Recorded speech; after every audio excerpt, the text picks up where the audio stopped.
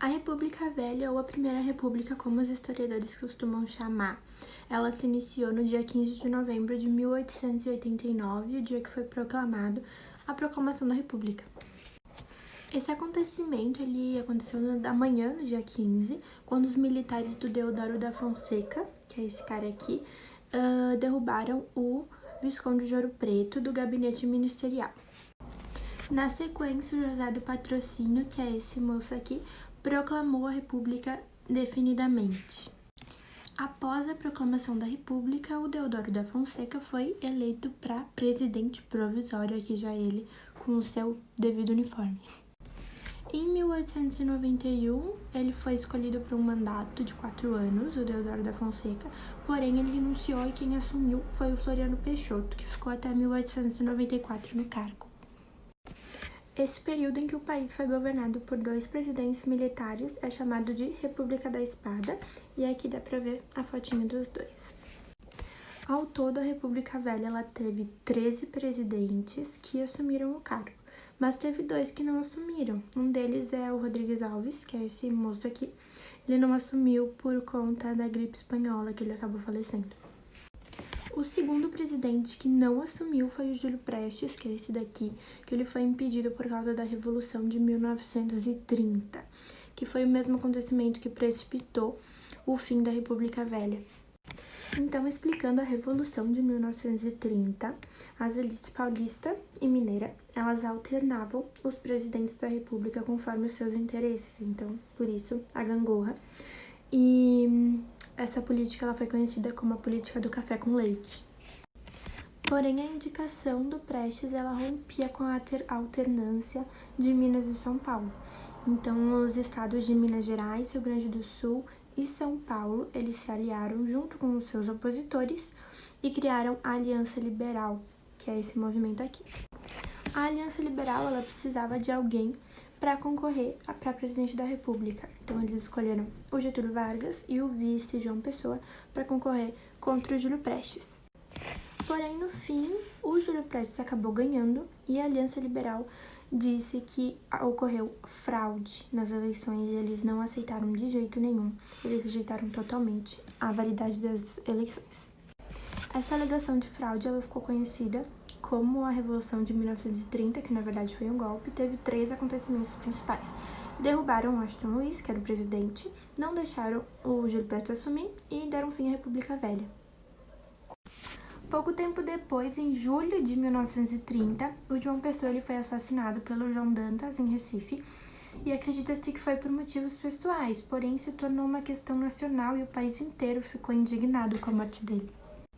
Mesmo sem apoio, Washington Luiz ele não pretendia renunciar ao poder e diante dos militares ele disse que só sairia preso ou morto. Então, imediatamente a junta governativa prendeu ele, levou ele para o Forte de Copacabana, onde ele ficou até ser exilado para a Europa.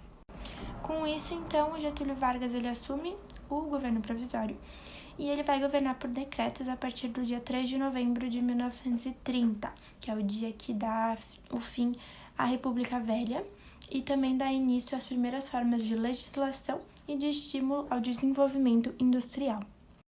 Uma das primeiras medidas do governo provisório foi o fechamento do Congresso Nacional e eles também cancelaram a Constituição de 1891. Então, o fechamento do Congresso dá para ver pela charge aqui. E também eles destituiu os presidentes dos estados, que eram os governadores na época. Também foi criado os Ministérios da Educação e da Saúde, que foi nesse dia aqui, do Trabalho, da Indústria e do Comércio também. O Vargas sempre prometia que ele ia realizar novas eleições presidenciais, mas sempre que ele podia, ele adiava essa decisão. Getúlio Vargas inseriu os tenentes que ajudaram ele na Revolução de 1930 para cargos administrativos. Então, eles eram inseridos nos estados como o nome de intendentes e passaram a substituir os antigos governadores, que eram os presidentes do estado. Um ano depois da Revolução, o governo provisório ele adotou o Código dos Inventores, que ele limitava o poder dos tenentes. Ele proibia o empréstimo do exterior e também proibia eles terem policiais superiores ao Exército Nacional. Os militares eles apoiaram a reforma trabalhista e se colocaram contra as novas eleições. Porém, os grupos oligárquicos, eles queriam as eleições e também a reforma constitucional. Então, eles passaram a desafiar o Getúlio Vargas na tentativa de evitar o fortalecimento desses tenentes. O descontentamento desses grupos oligárquicos, liderados pelos paulistas, então provocaram a Revolução de 1932 em São Paulo, que é essa daqui.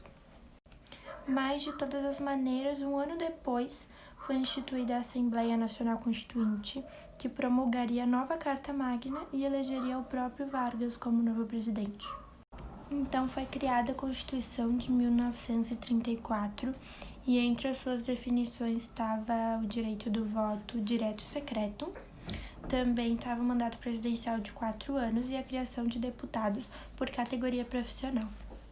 Essa Constituição ela foi a terceira brasileira e a segunda da República, e ela trouxe novidades também como o voto feminino, a ação popular, e estabeleceu o ensino primário gratuito e obrigatório, e também estabelecia a República Federativa como uma forma de governo. O governo constitucional foi a fase em que Getúlio Vargas estava na presidência e durou entre 1934 e 1937. Essa fase foi marcada pela radicalização da política brasileira. O poder constitucional de Getúlio Vargas foi criado em meio a muita expectativa. Essa expectativa decorria devido à promulgação de 1934, que foi considerada bastante avançada para aquela época. A expectativa com o futuro do país era principalmente porque a Constituição criava prerrogativas que limitavam o poder do executivo. Vargas foi eleito numa eleição indireta em 1934, e ele teria o poder de 4 anos até 1938. Mas o que não imaginavam é que a sociedade brasileira estava se encaminhando para uma radicalização democrática. Isso, por fim, refletia na tendência mundial em que as democracias estavam em decadência e regimes autoritários surgiam por todo lado. Além disso, o presidente Vargas tinha em seu projeto intenções de radicalizar a forma que ele governava o país. Então, ele atuou na montagem do Estado Novo. O Estado Novo foi a terceira e última fase da Era Vargas, que durou entre 1937 a 1945. Uma das principais características do Estado Novo era o regime ditatorial inspirado no modelo nazifascista europeu. O Estado Novo foi implementado no dia 10 de novembro de 1937 pelo próprio Getúlio Vargas em uma rádio, sendo assim saído em todos os jornais do país.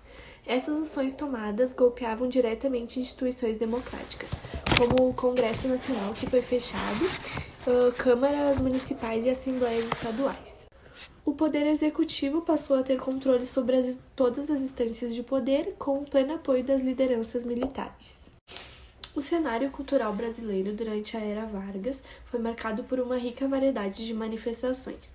Também pode-se observar quando, no período em que o Vargas esteve à frente do país, o rádio era a maior forma de comunicação existente, usado para implementar o regime do Estado Novo, e também era utilizado muito para divulgação de notícias e contava com a encenação de novelas que naquela época era assistida por milhares de pessoas. O samba era o gênero musical mais prestigiado pela população brasileira, que esperavam ansiosamente para o lançamento de marchinhas que iriam fazer sucesso no carnaval. Nessa época, o carnaval deixava de ser um evento cultural espontâneo para se tornar um evento competitivo integrado por várias escolas de samba. Alguns intérpretes famosos dessa época foi Francisco Alves, Mário Reis, Carmen Miranda e etc. Dessa forma, entendemos que os 15 anos iniciais da era Vargas foram marcados por uma série de manifestações culturais e o crescimento dos mais variados tipos de veículos de comunicação. Por outro lado, a censura imposta durante o seu governo impedia que as manifestações artísticas fossem realmente livres, já que não poderiam criticar o governo ou abordar temas que fossem contrários aos ideais disseminados por Getúlio Vargas. Durante toda a Era Vargas, o Estado e a Igreja Católica procuravam andar lado a lado no que diz respeito à união política. A Igreja dava amparo político na questão de que, quando seus fiéis fossem a procurar, ela pedia que apoiassem o atual presidente Vargas. Em troca, uma de suas exigências era que o ensino religioso era obrigatório nas escolas públicas, que a igreja percebia que conquistando espaço dentro de estabelecimentos com bastante gente, bastante pessoas reunidas. A igreja percebia que conquistando espaço dentro dos estabelecimentos, com muitas pessoas reunidas, ficaria mais fácil o contato com a população, e dessa forma eles lograriam mais êxito no processo de recatolização do país.